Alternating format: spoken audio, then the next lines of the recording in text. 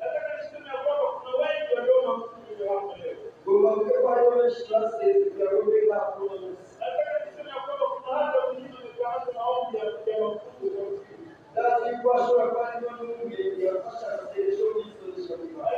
Kuna watu wanaomba Mungu akasema tusiipende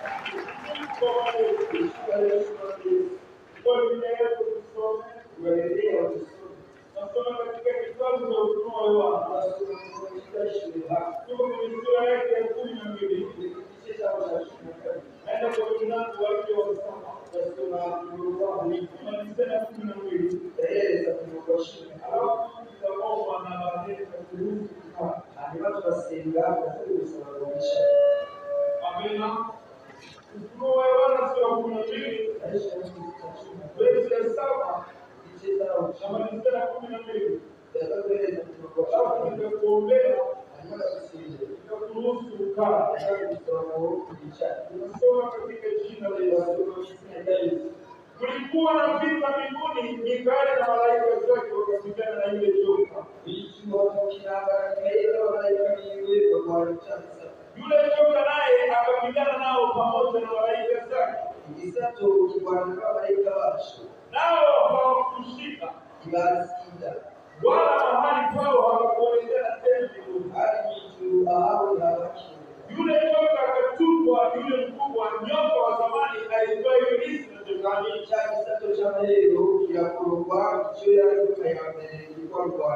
audanganyao ulimwengu wote, wakatupwa hata nchi, na malaika zake wakatupwa pamoja naye.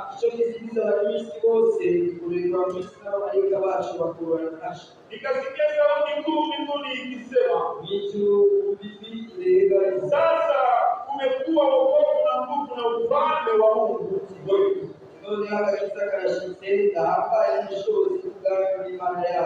na mamlaka ya Kristo wake, kwa maana ametupwa chini mshitaki wa ndugu zetu,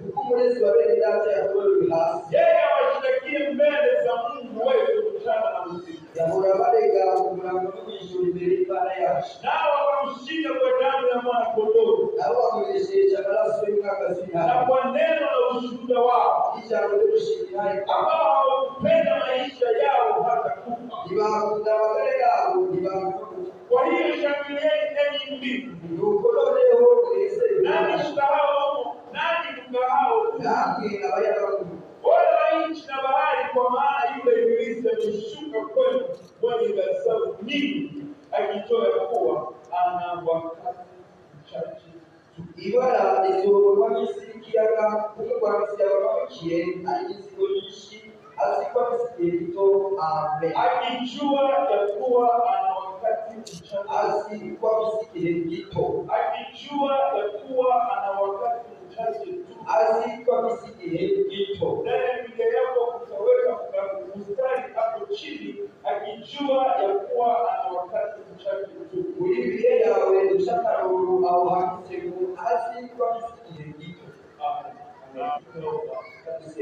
Tunalibariki jina lako mchungaji mkuu, yaheza jina lako mkuu, bwana harusi na bwana wa kanisa. Wewe mpelekaji na mshinde, wewe ambaye unapendeza, wewe unapendeza. Tuwe hapa asubuhi leo chini ya hema hili takatifu. Kutubalaha kusema hema jina.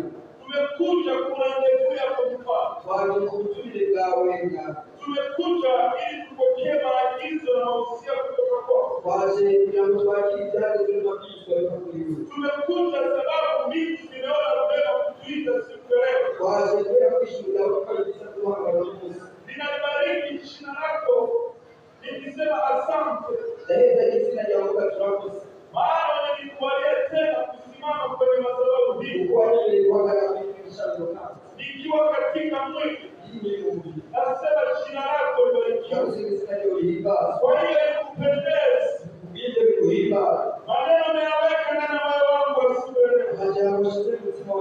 na kusii ukatafsiri kwa usemi wa kimungu. Mimi si msemaji mzuri, naweza nikajikwaa, lakini naomba tafsiri halisi ya maneno ambayo nataka kusema na taifa lako.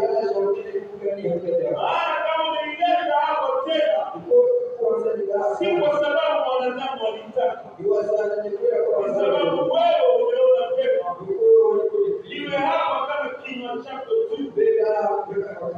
Naomba uyatafsiri maneno haya kwa usemi wa kimungu, ili kila mwenye walio hapa anapokea sawasawa na maagizo yake. Naomba nikiamini kitabu sasa hapo leo kwa uwezo na utukufu wa jina la Mtakatifu wa Amen. Amen. Naweza kukaa kwa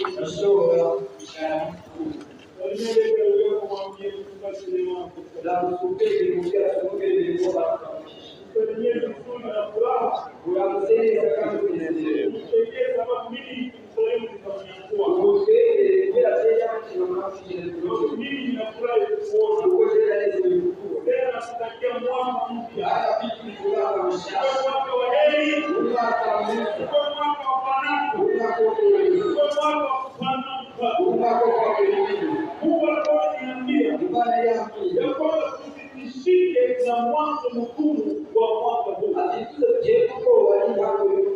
Mwaka huu umeanza na usiku, lakini mwisho wake utakuwa nakuombea kuishi, nakuombea kuishi, uyaone yale uombe, naomba yale wako kwa jina la Yesu, uyapokee kwa jina la Yesu.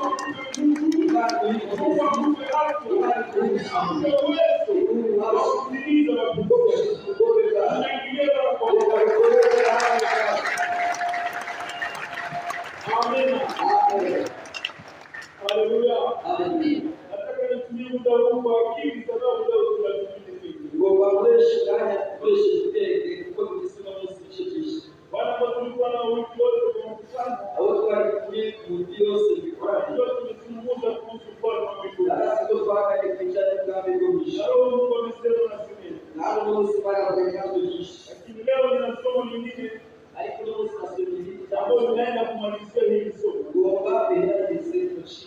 Haleluya. Na somo hili linaitwa kuchagua. Ama niseme chagua uzima. Haleluya. Amen. Somo hili linaitwa kuchagua. Kuchagua.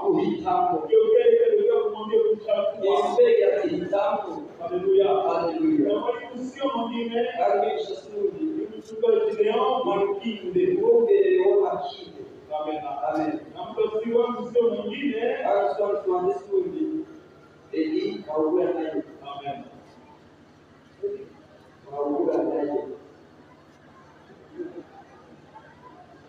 Amen. Hakuna mwenye kumkopa Mungu. Mungu anatoa kwa kunyenyekea na imani na kuburudani. Amen. Haleluya. Chakula witamu Yesu mwenyewe chakula cha kuburudani. Haleluya. Haleluya. Biblia inasema shangilieni enyi mbingu na nchi, nanyi mkaao humo, lakini ole kwa nchi na bahari, kwa maana yule ibilisi ameshuka kwenu, mwenye ghadhabu nyingi, akijua ya kuwa ana wakati mchache. Shetani ana muda mchache. Huyu muda anapewa nini? Anapewa wakati gani? Tunaposema ana muda mchache, amepewa wakati gani? Biblia inasema kwenye verse yake ya 7 mstari wa 12 inaonyesha vitu ambavyo vilikuwa mbinguni. Ni hajaumbika. intambara zarwanywe mu hatari. Wanadamu walikuwa bado hajawekwa kwenye uso wa dunia. Umwana w'umuntu yashizwe ku isi. Hivyo ni vita vya zamani. Izo ni intambara zake. Ambapo Yohana amefunuliwa katika kisanga cha Patmo. Izo Yohana yahishuriwe mu isiga ry'Ipatmo. Mungu amemfunulia vita ambavyo vimepiganiwa mbinguni. Imana yamwishuriye intambara zarwanirishije. Kabla mwanadamu hajawekwa katika Edeni. Umwana w'umuntu atarashirwa muri Edeni. Katika somo hili walikuwa wanatufundisha Mungu aliona asiache mbingu kwenye mbingu za mbingu. Imana yabonye ko atakiza ko yubakiriza ijuru. Mungu aliona akanua mipaka yake na aweke mbingu ulimwenguni. Imana yabonye ko bikwiye kwagura imbibe zayo izanisha umwisi. Akaitengeneza mbingu ya duniani iliitwa Edeni. Ikitunganya ijuru ryo mu isi ryitwa Edeni. Na tafsiri ya Edeni ni kusema katika uwepo wa Mungu. Abisobanura Edeni kuba mu nyoka z'Imana. Mungu akamweka mwanadamu katika mbingu ya ulimwenguni ama paradiso ya ulimwenguni inaitwa Edeni. Imana ishimira w'umuntu ijuru ryo mu isi cyane paradiso y'isi. Kabla ya Mungu kumweka mwanadamu katika paradiso ya ulimwengu, imbere y'Imana irema umwana w'umuntu paradiso y'isi. Shetani alikuwa tayari ametupwa kutoka mbinguni. Shetani yamaze gutapwa kwenye ijuru. Mwanadamu hakujua kama shetani angetupwa. Umwana w'umuntu yamenye ko Shetani yamaze gukugwa mu ijuru. Maana shetani alitaka kuinua enzi yake iwe kama na enzi ya Mungu. Shetani yashatse kukuza intebe y'inganji yiwe ingana n'intebe y'inganji Biblia y'Imana. inasema pakawa na vita mbinguni. Biblia ngo ijuru hari intambara. Mikaeli na malaika wakapigana na ule joka shetani. Mikaeli n'abamarayika biwe barwana intambara yo kurwanya cya gisata Shetani. Anaitwa joka ama Diabolos, Yitwa Isato. maana yake baba wa uongo. Msemu w'ibinyoma. Bwana sedi. N'abakasha. Mikaeli akapigana na shetani. Mikaeli arwana na Na Satani. shetani akatupwa. Na Shetani ashiratanga. Alafu Biblia inasema Biblia ivuga ngo sauti ikasikika toka mbinguni. ijwi rivumika mu ijuru. Na kusema ole kwa mbingu na bahari. Ati Sasa kwa nchi na bahari. ati si n'ikiyaga ngorira. Sababu kuna mshtaki ambaye anatushtaki usiku na mchana ametupwa sasa hapo. Kuko wa muresi abararika bene data akawuga. Adamu hakujua hizi habari. Adamu yigeze bino Hakujua kama shetani ametupwa hapa. yamenye ko Shetani atawuga. Jambo la kwanza ametupwa ulimwenguni. Ijambere atawugisi. Jambo la pili mwenye hasira kubwa. Ishaka rafisi urake byinshi. Jambo la tatu Ishaka tatu akijua kwamba ana muda mdogo. azi ko afise igihe gito. Kuna muda umetokana na nini? Cyagire bisobanura Wakati shetani ametupwa kutoka mbinguni, bisobanura Satani atapa kwinshi. amehukumiwa dhambi aliyoifanya. Yashiri urubanza rw'icyaha yakoze. Alifanya dhambi ya ukanalizi, Yakoze icyaha cy'umugarasi. dhambi ya kujaribu kupindua enzi ya Mungu. Icyaha cyo kugerageza kuvuza gukura intebe y'inganji y'Imana. Bwana Yesu asifiwe. Haleluya. Kwa Kifaransa tunaweza kusema alifanya attentat coup d'etat. Mu Kifaransa bavuga ngo yashatse guhindura ubutegetsi. Bwana asifiwe. Amen. Na adhabu yake sio ingine. Icyo gihano si kibi. Adhabu yake ni kutupwa katika ziwa la moto. Cyari igihano cyo gutapfa by'agaciro Kulingana na sheria za Mungu. bivanye n'ibyagezweho by'Imana. Maana kitabu cha Mungu ni kitabu cha sheria. Igitabo cy'Imana n'igitabo Na cy'ibyagezweho. kila dhambi ina adhabu yake. Kandi icyaha cyose gifite igihano. Mwanadamu amekaa katika Edeni Imana y'umuntu yari pasipo kujua kwamba shetani tayari amekwisha kuhukumiwa. yarangaye ko Satani amaze gucirwa. Lakini kuna kipindi Ariko hari ibyo katikati, kuna muda katikati ya kipindi cha kuhukumiwa na kipindi cha kukamilisha hiyo hukumu. hari umwami hagati yo gucika urubanza hamwe no gushika urwo rubanza. Kwa Kifaransa wanasema vizuri, donc il y a un temps entre le jugement et la condamnation. Mu Kifaransa bavuga ngo hariho umwanya wo guca urubanza no gushika ibyavuye urubanza. Kuna muda mdogo Hari umwanya hapo Wafaransa wanaita sirsi. Abafaransa bita umwanya wo kugurisha. Umwanya wa kuhungurusa. Ni muda wa kuhamisha. Yes, yani ni kamuda kadogo tu Umwanya mutoya ambacho kamepatikana katikati ya mtu anayehukumiwa na muda ambao ataanza kule hukumu. wamugaragara hagati y'unaciye urubanza n'igihe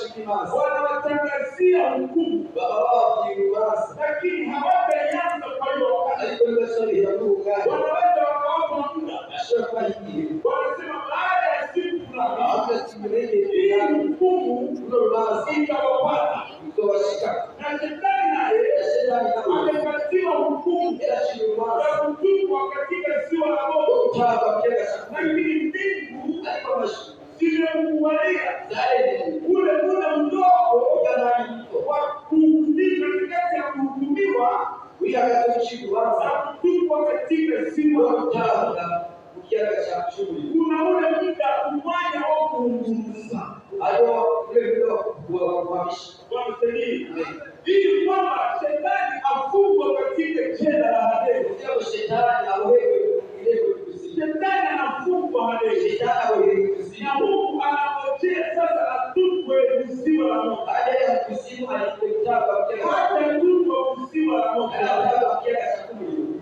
jehanamu hakuchaingia mtu. bityo nawe ntabwo uri yarashaka Jehanamu imeandaliwa kwa ajili ya shetani na malaika zake. namu yateguriwe satani n'abamarayika be. Na saa hii naongea hakuchaingia mtu.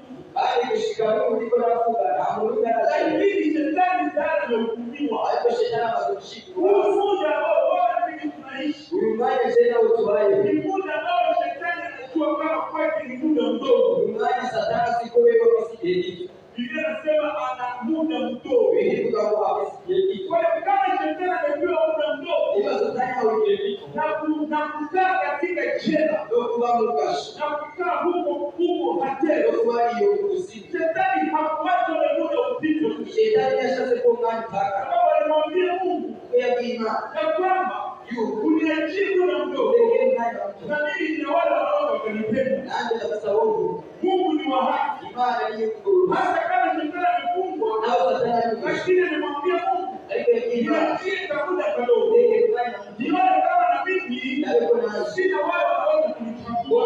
ataboshwa kumbuka Bwana Yesu tusaidie. Haleluya. Akaachiwa kale kamuda, asasikia kuwa na ile muda akija ndio na muda tunaita muda mchache. umwanya Ndio ule muda ambao wewe na mimi isogezwe nawe ndio tunaishi ndani. ntabwo tubabamo Bwana Yesu Bwana tusaidie. Yesu atufashe Kwa hiyo sasa ubwito rero Adamu amekaa katika Edeni Adamu yabaye muri Edeni pasipo kujua kama atazi yuko Mungu amemleta katika Edeni Imana amuteguriye ili kwamba achague. kugira ngo ahitemo Tumekuja ulimwenguni kuchagua. waje mu isi kugira ngo duhitemo Mungu angelibaki peke yake, Imana imba yonyine ingekuwa vigumu kwetu kuchagua. byari bigoye guhitemo Kama Mungu alimwacha shetani Imana yose satani ili kwamba achue wanaompenda, kugira ngo Imana ibere abakuru hawezi kuchagua vizuri dushobora kwishimira kama wese hawakufanya jambo baya. utarabona bibi Wakitupatia kitu kimoja, babaye ikintu kimwe wanakwambia uchague. Wanakuuliza. Kama ni moja, niba ari kimwe hautajua uzuri na ubaya. ushobora kumenya ikintu Kama Mungu alimwacha shetani Imana yose satani ili akupe mwanadamu Mungu akili ya kuchagua. ubwenge bwo guhitamo Wakituletea nyeupe babuzanishe na nyeusi, Ikiwa wanakwambia uchague. Utajua kuchagua. usomera Kwa bibiliya sababu unaona ni mambo ukibona mengi. neza ari abantu Mengi mbili. Lakini wakituletea mweupe, ariko kuzanishije utachagua nini? ugahitamo iki Mungu anachagua kwa kulinganisha. umuntu ahitamo Yesu kugira kimeze Wanasaidia. babanza Kama Mungu angelibaki Mungu peke Imana yake, y'Imana Imana yonyine hatungelijua uzuri wake twaye kumenya ubwiza bwayo wala ubaya wake. Leo kama tunamchagua Bwana Yesu, ibi gusa bitabira tunapaswa kuiona na kuko shetani. twabonye ubwiza bwiwe Haujaelewa nikisema amen. uravuga amen Ukinielewa utasema amen. uravuga amen Adamu akajikuta katika bustani. Adamu yisanga mw'itobo Mungu akamletea mambo mawili. Imana imusana ibintu bibiri Akamletea mti wa kwanza, imusana igiti cy'akamaro anaitwa mti wa uzima. igiti cyitwa cy'ubugingo Akamletea mti wa pili, imusana igiti ni cy'akamaro mti wa kujua mema na mabaya. igiti kibereka Kwa nini Mungu ameleta huyu mti mbele ya Adamu? kubera Imana yazanye icyo Kwa giti nini imbere Mungu ameleta huyu mwingine mbele ya Adamu? kubera Imana yazanye icyo giti Ni imbere sababu alikuja ulimwenguni igeze mu isi kuchagua. kugira ngo ahitemo Haleluya. Amekuja ulimwenguni kuchagua. yaje mu isi guhitamo Hawezi kumpenda Mungu ushobora gukunda Imana kama angelikuwa Mungu pekee. yaba ari Imana yonyine Bwana asifiwe. n'abana b'abashimwe Haleluya. Haleluya. Haleluya. Haleluya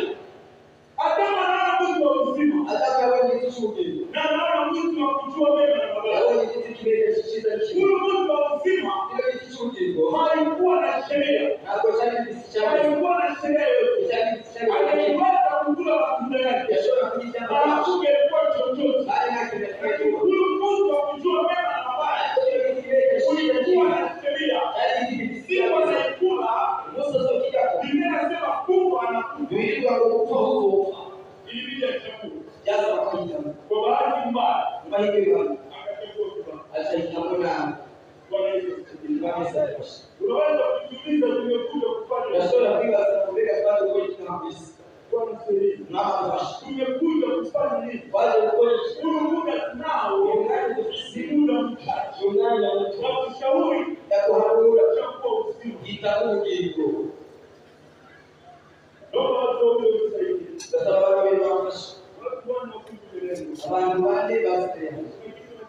Alijifunga kweli. Kwa mama wawili wasaidie vitendo. Wale wafasha kitendo. Wawasaidie Wafasha kitendo. vitendo viwili. Vitendo. Naomba watu wanne Sasa wale bane ili muoneo ni jambo ambalo nataka nizungumzie. kugira ngo abantu bakiri byo kutakana. Naomba vitendo viwili. Sasa kitendo bila kugaragara. Amena. Amen. Naomba hawa wawili wanaoshe. Sasa wale wabili wapigoro. Hawa wawili wanaoshe. Tunaoshe isimame. Mkigoro ya Amena. Wewe simama hapa. wewe Wewe simama. nawe ali Amena. amen. Naona kwa vizuri. Kaona kabisa. Amena. Amen. Tungeni mtoto. Tuma Kwa tumelani moto ndio. wewe kuongea Amena. amen. Nafikiri hapa hamunioni. Jiba za kwa mtu. Uko mnaniona kule mbele. Uliko na mambo ya kikao hivi. Hamunioni. Ni Mungu sawa. Lakini hapa mnaniona. Alipokaa hapo. Sawa? Bravo. Hapa Ahamu. unaniona? Ahamu. Hamunioni. Sawa. Mungu alisema tukufanye mwanadamu kwa mfano wetu. Ibada kwa kutuelimu kishia. Mfano wa mwanadamu kwa Mungu ndani ya mwanadamu ni nafsi ya milele. Akarokimba na kumundu kushauri kashia. Nafsi ya mwanadamu haiwezi kukaa. Kushauri na kushauri. Mungu anamwambia Yeremia, kwenye sura ya kwanza, verse 4 kabla haujazaliwa nilikuona. Yaani, nafasi hii ama eneo hii ni kabla mwanadamu hajaingia ulimwenguni. Nafsi yake inaishi hata kabla hajaingia ulimwenguni. Mwanadamu yuko hapo. Wewe simama hapo. Nafsi ya mwanadamu ni ya milele. Haiwezi ikafa. Maana Mungu alimuumba mwanadamu kwa mfano wake. Mungu ni wa milele na mwanadamu ni wa milele. Mwanadamu hawezi akafa. Lakini mwanadamu ana sehemu tatu. Hii sehemu ya kwanza ni nafsi. Imekumbwa na Mungu. Sehemu ya pili ni mwili. Hii mwili mwanadamu anaivaa. Ni wakati anatoka ulimwengu usioonekana na macho. Anaingia ulimwengu unaonekana. Anazaliwa. Anaanza siku ya kwanza, mwaka wa kwanza, mpaka siku atakufa. Kama ni miaka 80, inaanzia hapa mpaka hapa. Lakini siku anaoruhusu hakuishi. Ameanza kuishi kabla hajafanya hii dunia. Hii dunia anaivaa ingawa ameingia ulimwengu ya watu wazima. Nafsi ya Yeremia Mungu alimjua na hata kabisa akalipaka mafuta akamfanya kuwa nabii. Amemfanya nabii angali nafsi hajaivaa. Alafu wakati sasa mwanadamu anazaliwa, wanasema anazaliwa siku fulani, saa fulani, ni wakati anaingia ulimwengu unaoonekana. Kama amezaliwa miaka 100, hiyo miaka inaandikwa kwenye mkono wake. Kama vile Biblia inasema Zaburi 139 verse ya 16 inasema siku zangu zote zimeandikwa kwenye kitabu yako kabla sijaanza kuishi. Wanadamu wanaanza kuhesabu siku ya kwanza, na sisi tunasema anaitwa mtu.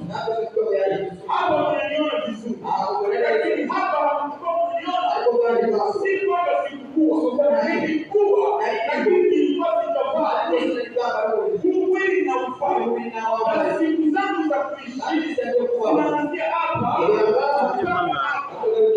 Nikifika hapa ninakuwa nje ninarudia hapa. Mwili unafuliwa kinachofanya mwili na nafsi viungane kituma mwili ushavifahamu ni pumzi ya Mungu inaitwa pneuma katika lugha ya Kigiriki. Pneuma maana yake pumzi. Ni tofauti na pumzi ambazo tunaweza kutengeneza na gari letu. Inataka kueleza mwili kushamba kwa hiyo pumzi si ya mwanadamu. Hiyo si mwili wangu. Ni tofauti na ile oxygen ambayo wanamuongezea mwanadamu hospitalini. Inataka kuangalia mbegu kwa sukari na kupita. Hii pumzi ya uhai. Mungu akamuumba mwanadamu. Aliumba nafsi ya mwanadamu. Lakini baada ya kuumba nafsi yake akakamata udongo akautengeneza. Akakamata hiyo nafsi akaipika udongo kisha akaipulizia mambo matatu. Wale mambo matatu. Mwili sio yako, ni ya udongo. Pumzi sio zako, si zao, ni za Mungu. Ya kwako ni nafsi. Hii nafsi imeanza kuishi. Mungu akawakopesha mimi. Akawakopesha mimi. Amen. Ukaona pasta leo anahubiri. Mungu akawakopesha mimi. Lakini nikifika hapa kazi itaishi. Na hii mwili itaishi. Kama basi. Lakini si kwamba nina natoa uniform ya kazi. Ninarudia nyumbani. Acha jisiwe ya kupika. Haleluya. Kwa hiyo basi, wakati mwanadamu angali hapa, anayeamua nchi atakayezaliwa ni Mungu. Sio mwanadamu. Hakuna anayechagua. Sikazaliwa binti fulani. Saa hii watu wako wanazaliwa Ukraine. Watu wako wanazaliwa Gaza. Mungu hakutupa chaguo ya mahali tutazaliwa. Tunazaliwa kwenye Mungu anataka. Hakuna chaguo. Tunapoingia ulimwenguni hatuingie kwa kuchagua. Yeye anataka kusukuma. Alitaka wewe Burundi, alitaka wewe Mkongomani, alitaka wewe Mnyarwanda. Hakuna anayechagua. Hakuna anayechagua hii atakayezaliwa. Mungu anaambia kuzaliwa hapa. Unajikuta na vitu vilivyo watu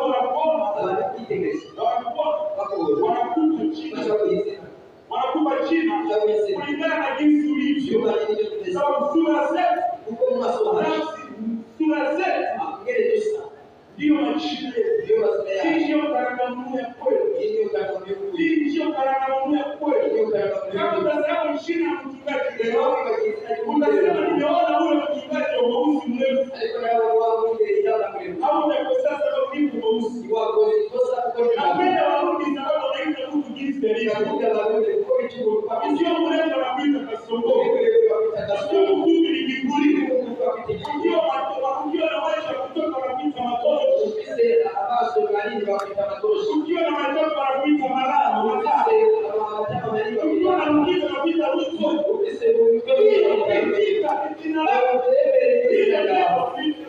Mungu ametuweka hivi ili tutofautiane.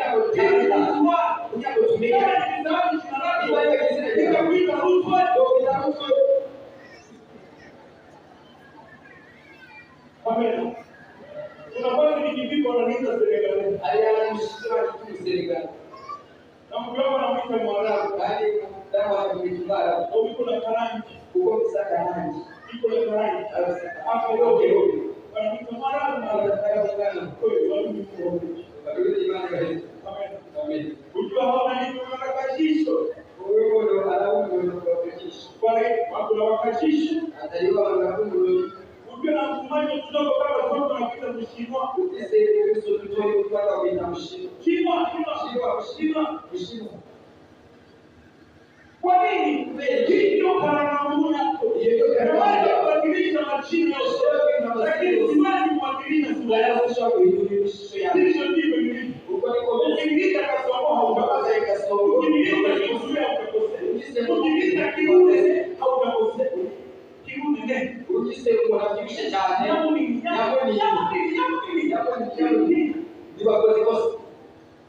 Mungu alikufanya hivyo. Imani akisema hivyo. Wakati alikufanyisha mwili yatwa kifungu. ili tusifanane tusifanane sote. Kama tumefanana sote, ingekuwa ni matangazo. Kijana na mke wangu sokoni. Ni watu wanafanya watu wanafanana. Kuonea watamu sasa. Ndani chini ya kitu. Ndani hii ndio kwa ni afya. kwa nini? Wewe Watu wanafanana kama wao sasa. Lakini Mungu akaona kweli. Haifai wale kwa kitabu na sema amen. Kwa amen.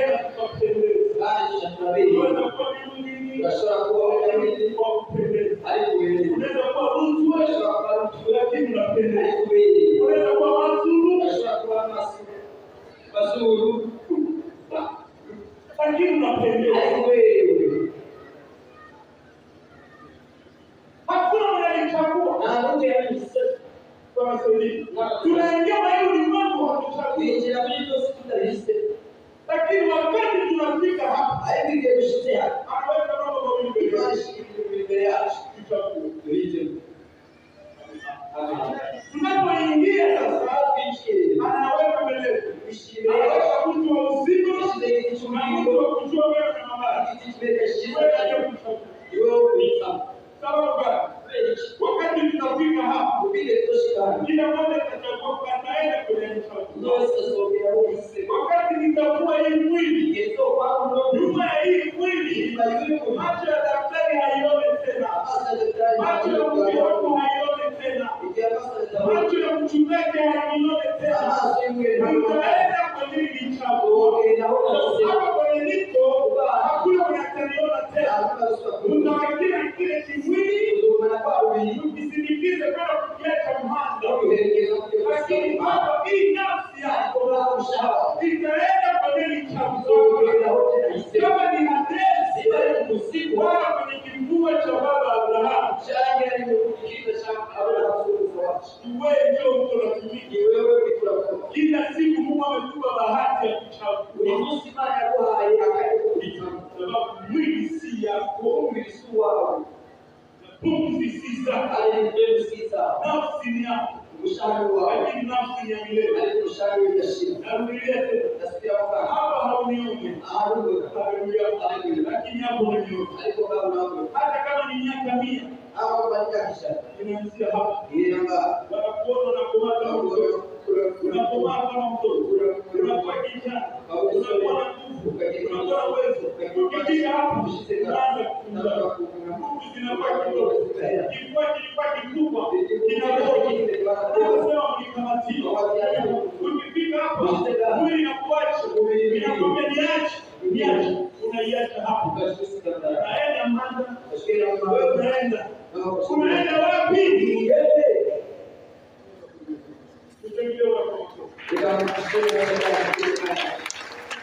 Swali ni kwamba unaenda wapi? Kila asubuhi Mungu anatupa bahati ya kuchagua, sababu shetani anakuja kuchagua ule ambao umepewa wewe.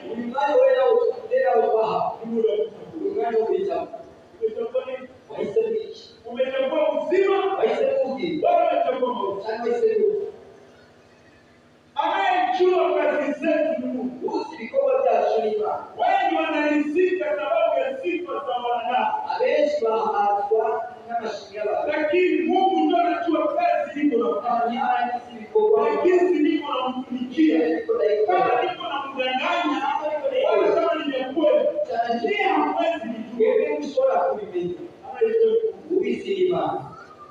Wafilipi sura ya kwanza verse ya 13. Biblia inasema hivi, mmoja tusome hapo. Ngoja tusome hiyo. Wafilipi sura ya kwanza Wafilipi kice cya mbere verse ya 15. umurongo wa 15. Mwingine tubariki kitabu cha Mathayo 7. Ubundi duteguye Matayo igice cy'indwi Na verse yake ya 22. umurongo wa 22. Nasoma kwanza Wafilipi Basoma Wafilipi bwa mbere sura ya kwanza. igice cya mbere umurongo wa 15. Ubwabo bamwe ishyari n'amahanga niko twese twahanze umuyobozi abifite igice cya mbere mu gace ka gatatu. Wengine wanahubiri habari za Kristo kwa sababu ya kufunga na sisi. Ubwabo bamwe bavuga ngo tubakiza kwa Yesu Kristo kubishyari n'amahanga nibyo bibatera kuvuga Kristo, abandi babivugisha no gushyira igiciro. Amen. Wakijua ya kuwa nimewekwa ili niitetee nchi. Bali wengine wanahubiri Kristo kwa Kristo, wala si kwa moyo mweupe, wakizani kuongeza zidi za kufungwa kwao. Abo babigishwa n'urukundo kuko bazi ko nashyiriweho gukurikira ubutumwa bwiza. Babandi kera batera gukubita Kristo atari uko bivuye ku mutima, biyumvira barukubera kuboneka mu zanje. Yazuru nini? Lakini kwa njia zote, ikiwa ni kwa hila, ikiwa ni kwa kweli, Kristo anahubiriwa, na kwa hiyo nafurahi na furahi. Kizima uburyo bwose ari ubujyajya ari ukuri Kristo avugwa kandi turanezererwa kandi nzokwama binezererwa.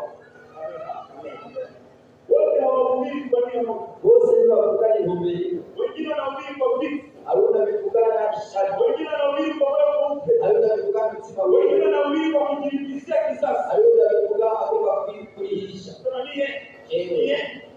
Ndio.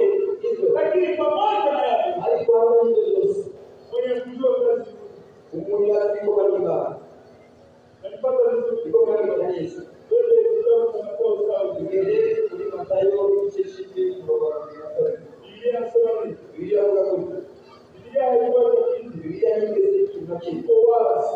bishyira ahagaragara. Haleluya, haleluya. Anasema hivi, Avuga ngo wengi wataniambia siku ile, Bwana, Bwana, hatukufanya unabii kwa jina lako, na kwa jina lako tumetoa pepo, na kwa jina lako tumefanya miujiza mingi. benshi bazongera kuri wa munsi mugambi nawe base bishwa n'Imana mu izina ryawe, base ndabona mu izina ryawe, twabonye itangaza byinshi mu izina ryawe. Ndipo nikawaambia dhahiri, sikuwajua ninyi kamwe, ondokeni kwangu ninyi mtendao maovu.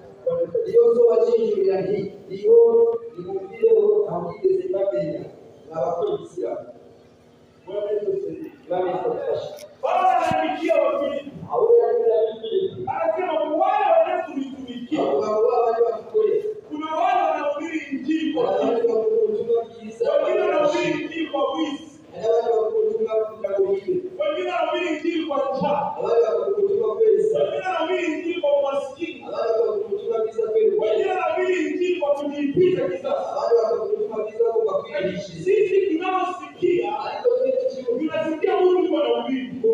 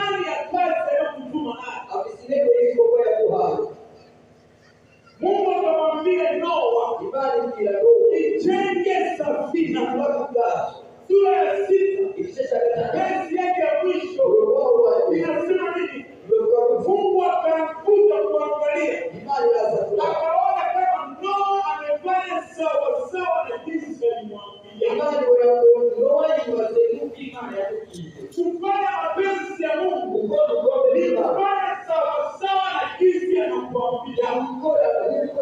Hapa tumekuja kuchagua kufanya mapenzi ya Mungu wala kufanya mapenzi yetu. Fanya angalisho.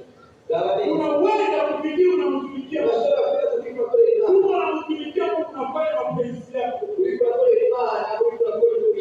Niambia Mungu kila leo. Anisaidie. Hata dakika moja. Nisimtumikie jinsi ninataka. Nisimtumikie jinsi anataka. Maana ile siku nitakapoivua mwili ndio nitajua wapi nimechagua.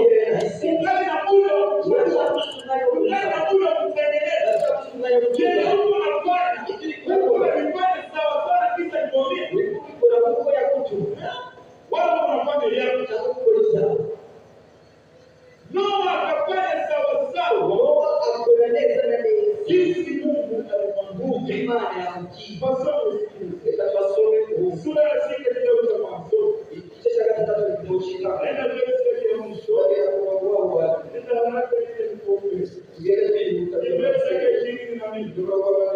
Ndivyo alivyofanya Mungu. Sawa sawa na vyote alivyomwamuru. Hivyo ndivyo alivyofanya.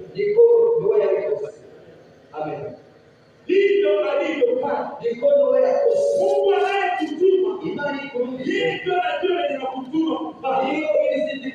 Kufanya mapenzi ya Mungu ni kufanya sawasawa na jinsi Mungu anakuambia. Hapana sawasawa na nafsi yako. Adamu alichagua kufanya vyake.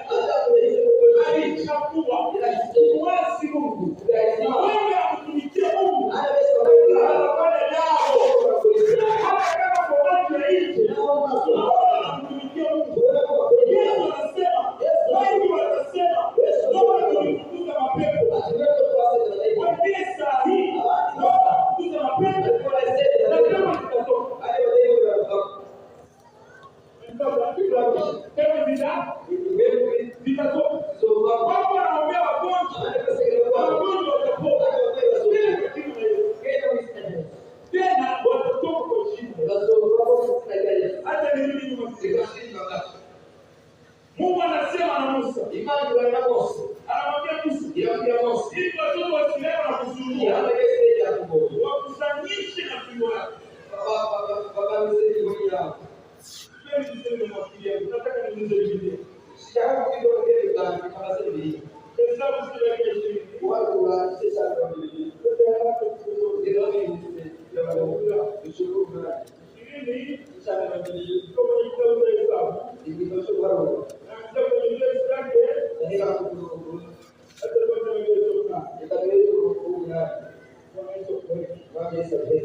Kwa ile fimbo wakusanya mkutano wewe na Haruni ndugu yako. Ukawaambie kwamba mbele ya cheo utoe maji. Atari yoni wese kurani ngo ngiraro nikwawe ubarire itangara imbere yabo gusenga ishamazi yacu. Mungu anasema aongee na mwamba yake mwamba toa maji. Ibada kugira bose ukuga itanga kuwatanga ujana. Nawe unaotokezea maji katika mwamba na hiyo utanyeshea maji mkutano na mazao. Nawe ulivyoshirika nasi kwa kutangara kugira ngo bikubwabo n'abantu bane. Musa akaitoa hiyo fimbo kutoka mbele za Bwana kama alivyomwamuru. Musa na Aroni wakakusanya kusanyiko mbele ya mwamba mpaka pale wakati pamoja na Mungu. Mpaka hapo wakati pamoja na Mungu. Mungu aliwaambia wakusanyishe na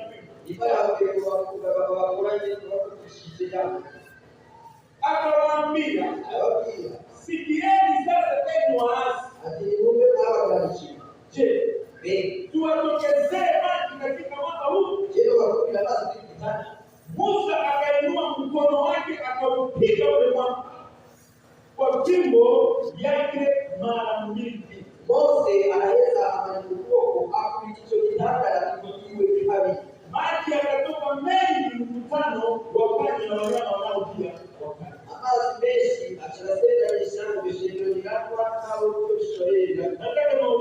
kumana wazi. Maji ikitoka haikutoka. Amazi yao Maji ikitoka haikutoka. amazi yao sisi yao.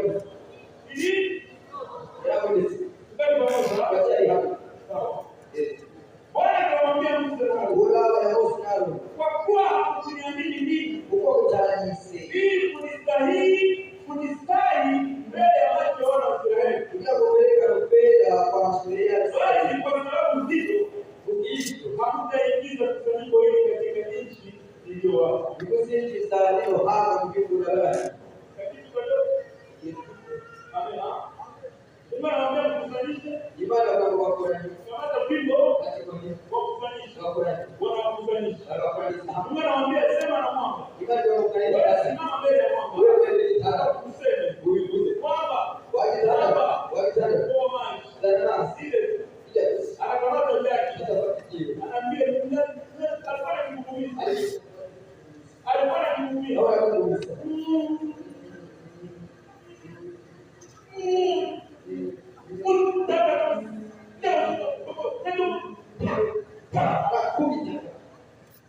Mungu anamwambia ati Ibada kuja kupita. alimwambia ipige mara mbili. Ibada kuja kupita. Mungu alimwambia sema na mwamba. Ibada kuja kupita. Hiki ndivyo alivyo Mungu. Kuliko ibada. Mungu anakuambia ufanye kitu, Ibada kuja kupita. fanye sawasawa na jinsi Bora unavyojua. Mungu ya kujii. Licha ya hayo, Jumaizo. nyuma ya hayo, Jumaizo. anakusaidia kwa kugaragaza. Chukua roho yako. Tumikie Mungu na akili na Wewe kuelewa. ibada kuje. Hana rafiki. Ibada kama vile. Ambia jirani yako, Mungu hana rafiki. Wewe ya ibada kama shikili. Mungu ni jeshi. Ibada ni hata. Hata kama unamtumikia sote, Nao muuliza. akikutuma kulete, Nao tunakuza. atakuleta. Tunakuza. Mungu hana rafiki. Ibada kushikilia. Alikuwa anaongea na Musa ana kwa ana. Wewe yanayosoma Sasa hivi anaongea na Mungu ana kwa ana. Ibada ni Mungu anaongea na ibada. Musa moja. Ndipo serikali ya ibada masomo yake. Maji kwa maji. Masomo yake. Musa akafikiri kitu kawaida. Wote lazima Akasema hata nipigwa. ateka mtu. Hata kitu. Basi wanashaka. Wangalie kitu tunatumia. Uzaleke ni kwa kweli na. Mungu anafanya vyako. Polisi yangu. Wewe Changu polisi na. Mungu Mungu amenituma hapa. ibada ya kumisega. Nikwambie uchaguzi. Ndio mtakatifu polisi. Uangalie. Urahabu. Aliyetwika Watu anajua mpango wa anasi ndio ya toba. maji ilitoka. Amasi yao. Unaweza kuombea mgonjwa akapona. Unashaka kusema kwa kashi. Unaweza kama Mungu akafanya kitu. Unashaka kusema kwa kweli. Lakini rudia uulize. Aliposudi basa. Mimi nafanya vile uliniambia. Yeye anapotea kwa. Kama Mungu anakwambia ni kumi, Hivi mali kulihomisha. ni hapana tisa, Kulihomisha. hapana mnane. Kulihomisha. Mungu anaweza kuzungumza. Imesha. Anakwambia huyu mwenye iko hapa. Alipeleka. Mpatie kumi. Kulihomisha. Kumbe elfu Kulihomisha. unamwangalia. Unasema huyu anastahili elfu kumi. Hata nikimpatia sasa hivi si atashukuru.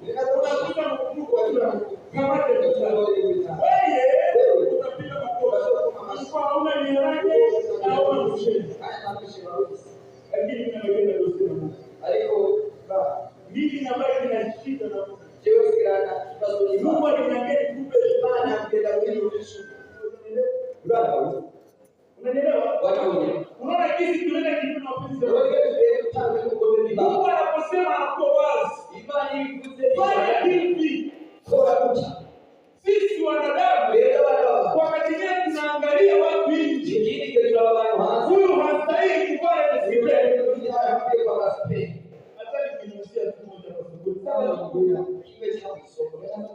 Mimi wakati naipokea, nasema Bwana Yesu, ninaongeza tena kufaa. Lakini mwenyewe sema kufaa. Anakuambia mbali sipe.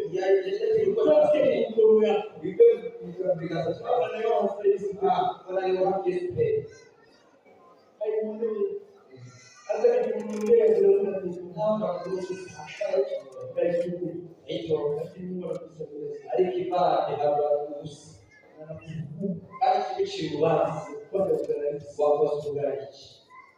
Nani alijua pesa ambayo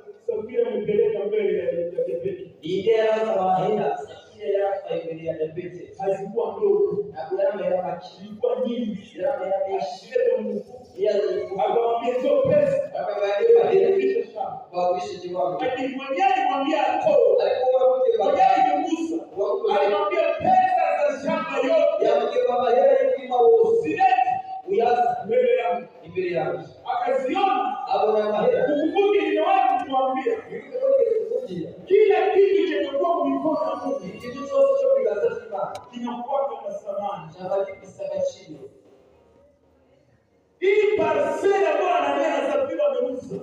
Uno murima anagenda safira hakushi. Wakati wameitoa, Igihe bayita kabla hawajaitoa watera haikuwa na value. umurima n'agaciro ofisi.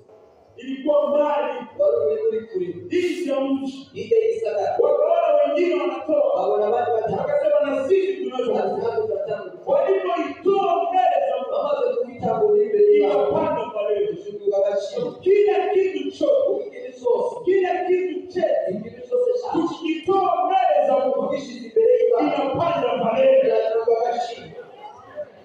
Hautaelewa. Kila kitu chenye kwa mikono yetu Ikintu cyose kimwe tukikiweka mbele za Kristo kubishiza imbere yake. inapanda value. Biratunga agaciro.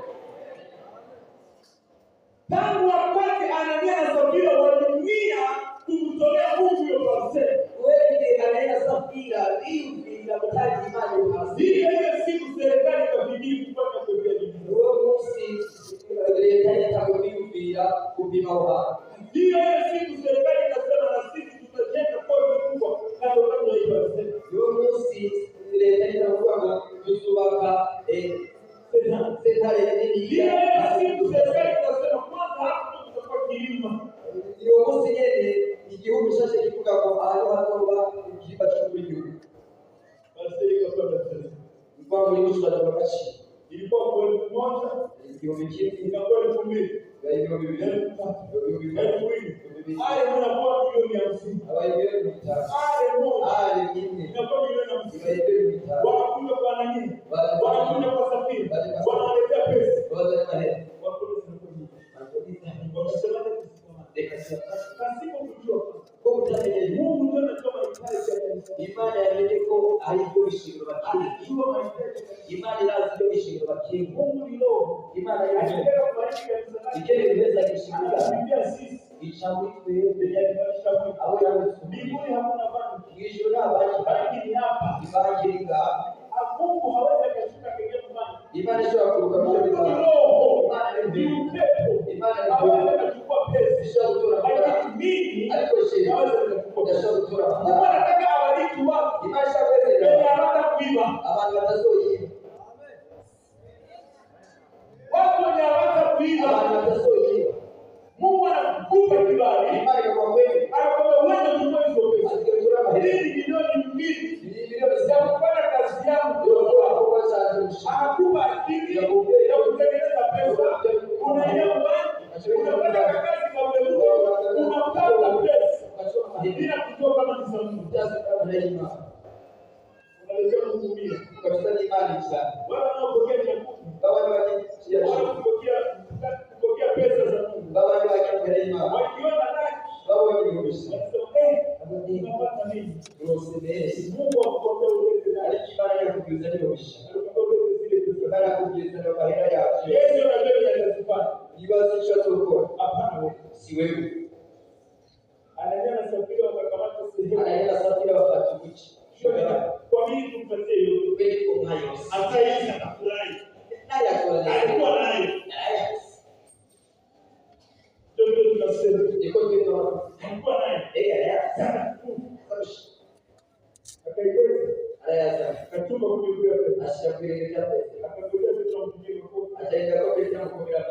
Na mwite mkono mbele.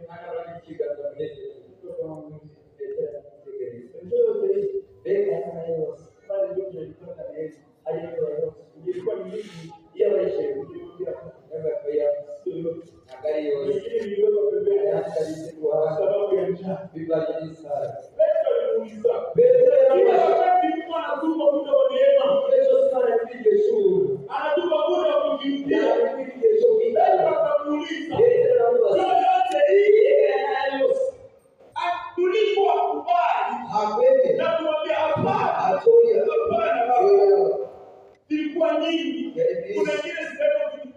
aliyoicheza kwa kweli Vitu vya kazi zingine. vibaya vile vilivyokuwa. Akaingia mzamu ya pili. Akaingia mzamu ya pili. Akaingia mzamu ya uongo. ndio chacho kuishi.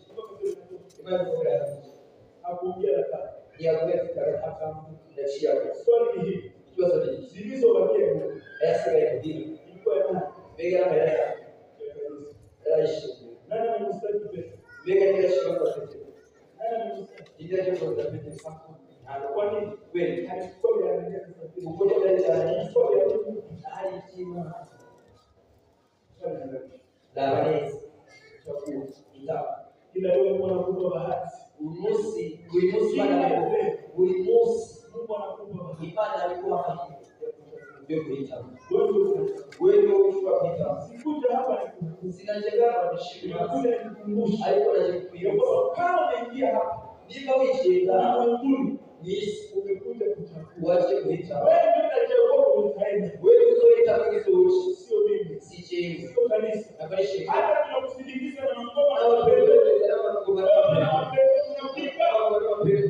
Tunatangazia serikali tukakuonyesha kama hakuna kazi sababu mizongo alitupa na kwa mzizo mzuri bora pembeni na mkono tutazipika na wao wanakokuwa nao usiku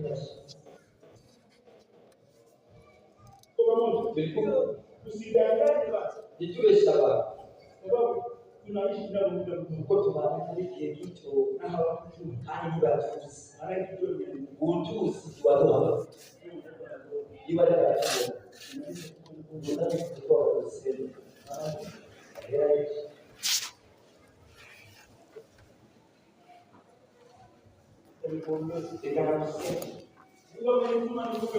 ibada ya sehemu za Muhammad akani kesho ili kwamba ikiapo kwa wite kwa kuchagua kando leo wite kwa wewe wa Musa kwa usiku itamuje muda ni mdogo mpendwa lakini utonde ndio wa itamu kwa kusamehe itamu kwa iko kusamehe wala kuua uhai na sakichi kwa kuua wala kutoka itamu kisha kimekishi Mungu anamwambia Kaini imani bila Kaini dhambi zimesimama kwa mlango yako atijali hakazikuliwa zinangojea dalili lakini ali nakushauri na kuhanui usishinde uvikireshe ilikuwa mbele yake kuua ndugu yake wala kumwacha aishi Ibewe hayo kisha mimi sana mlikabe na hivyo kila leo Mungu ametupa nafasi ya kuchagua hadi kuponeni mara wemusi alikuwa akayo umechagua nini wahisemi leo nakushauri wemusi na kuhanui chagua uzima itakujibu Mungu anaambia Israeli mali ya Israeli Kumbukumbu la Torati sura ya 30 ukusubira mudaka kishasha mita verse ya 15 mlongo sura anasema leo hii atuma Musa naweka mbele zako tashizi mbele yao uzima na neema mauti na ubaya urufuru ujibu uzima na neema ubuzima n'ibyiza uzima na neema ubuzima hamwe n'ibyiza n'idorokanye y'ibyiza mauti na ubaya urupfu hamwe n'ibiza chagua itamu na wewe leo Mungu anasema nawe munsi imana yazibera anakupa kuchagua tekura kubya itamu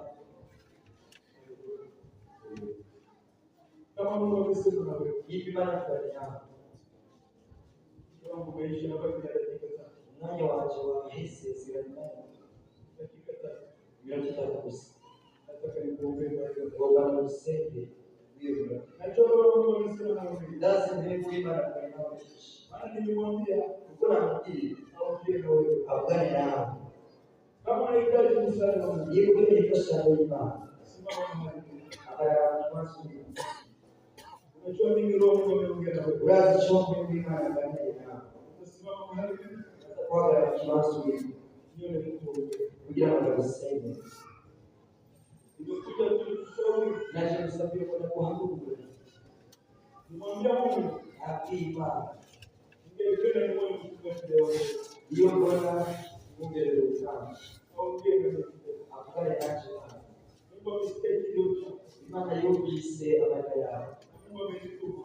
Imana yumvise. Nakushukuru Mungu ulikopesha hii muda. Ndashima Imana ko yagiye umwana. Simama mbele yako kugira ngo mpagare imbere yawe n'ubuzima nimekuja. kandi naje Mstari wa penzi. kugira ngo ukore ubwo bw'Imana. Roho wa Mungu ndiye anasema na wewe. Mwebwe Imana tuvuganye nawe. Wewe umesimama. Wewe wahagaze. Karibia kwa mbele. Utaze bali mbele na kusema. Haleluya. Tuombe neema. Agusenge aho Mungu. Wewe unajua nini Mungu anaongea na wewe. Wewe usichombe kuvuganye nawe. Sio mimi niliongea na wewe. Sijiona kufanya nawe. Roho wa Mungu Jifeni Imana. wapende maisha yako. Na uzima wako. Unaishi che Wayokuti. umechagua ukweli wala uongo. Walisema kuisha kesi kuishi. Hapa tumekuja ni kuchagua. Nisipate kuita. Wewe unakuja kujistua. Abeshi badabika hapo. Muda umeisha. Umwanya w'abahera Anakuwa kumfio. ari kumfiro. Namwambia Mungu ningerudia tena. Akabimana Yesu ili mabati. Nione kutengeneza. Kugira ngo rugara. Kiude na macho. Ari kumwanya w'ibwa. Wewe baba, Wewe unasema hivi. ambao ungali mzima. Unashari msi. Ungali na hii vazi. Unashari mewani nyamba. Vazi ya kazi. Nyamba hili. Ungali bado unaivaa. Unashari wambaye. Kuna mahali tutafika. Ayana tuzoshi. Tutaivua. Hata tumeishi miaka 100 Nao tuwali yakisha. na eneo tutafika. Ayana tuzoshi. Tutakuwa hii Tuzo kwangu ya namba yako. tunaenda kwa. Tuzoge. Wakati tulifanya kazi ya Mungu kanisani, Ingekuwa zikuwa mshinde. tulifanya mapenzi yetu. Hadi kwa kuzugome gacha. Tulifanya mapenzi ya Mungu. Hapo zugome kimana. Tunaenda kwa. Tuzoge. Tunahubiri, waliweza kuombea watu, Hapo tusiga watu. ili nyumbani tunatoka, Basi tunamwambia kwa tunatoka kwa kazi ya Mungu. Na Mungu ametuelekeza sema. Bali mara kwa kuhusu. Mungu amekupa neema leo. Imana kukirongoza. Acha nikuombee. Rekana kusema. Weka mikono yako kwenye kifua. Shira amaboko ya kufikiriza. Weka mikono yako kwenye kifua chako. Shira amaboko ya kufikiriza. Roho Mungu amesema na wewe. Wewe Imana kwenye nao. Amezungumza na wewe. Uyaganire nao. Umwambie, Umujii. nipe nguvu Bingomeza. na uwezo Yubasha. ya kuchagua vizuri. Ubigori n'abanyezi. Hivyo mambo ninakuomba. Ate masengesho ndetse. Mwambie nipe nguvu Ati bingomeza. na uwezo ya kuchagua vizuri. Kila wakati Yesu tunaposimama mbele ya watu, tuwakasiria. tunasimama ni mbele ya uchaguzi. Tuwagarara imbere Ni y'ubuzima. wewe kuchagua kusema uongo wala kusema ukweli. Wengine wanaenda mbele ya serikali wanawaacha kusema kweli, lakini wanasema uongo. Mungu anakuangalia. Wewe ndio unachagua. Shetani anasema nao. Nilikwambia kuna wengine watachagua. Nilikwambia kuna wengine watachagua. Mimi na rafiki yangu mchungaji ana kanisa kubwa Tanzania. Hii mashuhuri. Na siku moja wamemwita haraka. Wanamwambia mkuu wako iko hali mahututi. Wewe muombee. Akaenda haraka. Kuwapiteni na hizo kuhimili. Kuwapiteni na hizo kuhimili. Akafika hapo. Akamkuta mkuu wake. Akamwambia kaka, muda wako umeisha. Bora jinsi unakuwa. Hautaishi tena. Nataka nikupe nafasi ya kumpatia Yesu maisha yako. Mkuu wake akamwangalia. Akamwambia kaka, sasa sio wote tule kwa Yesu. Shetani atapata nani? Mimi mkuu wako. Sitatoka kutumikia shetani maisha yangu yote. Na kukata roho. Naomba chagua nani? Chagua uzima. Chagua Yesu. Yeye ndiye uzima. Hata nikuombee. Alitoka hiyo siku analia machozi. Sababu kaka yake amechagua mambo. Amechagua shetani. Alikuwa na nguvu ya kutoa uzima. Akamwambia kaka, songa tu bila kuona Yesu. Hata lakini kwa shetani.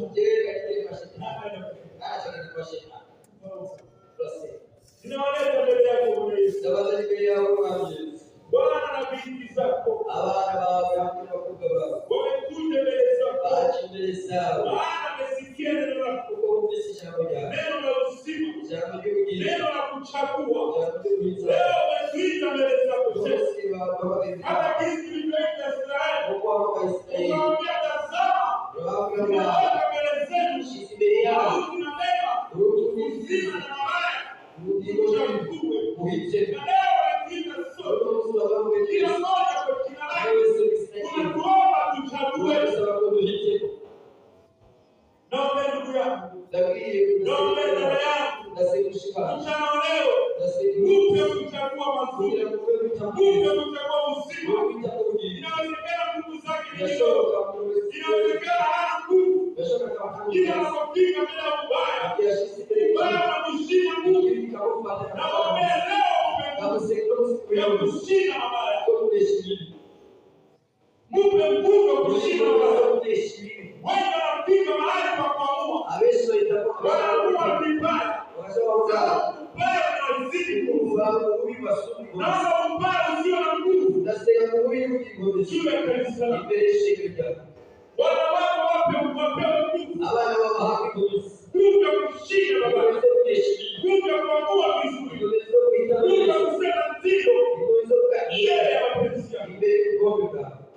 Wawezeshe Baba. Bashoboze Imana. Najua si jambo rahisi, Ndazi ko tutorosha sote tunakutana na mtihani huu, twese twabwira na kama tunawezeshwa niba ni dushoboye sababu yako wewe, ubwawe unatuwezesha. wowe wabishoboye. Nao ninawaombea, nao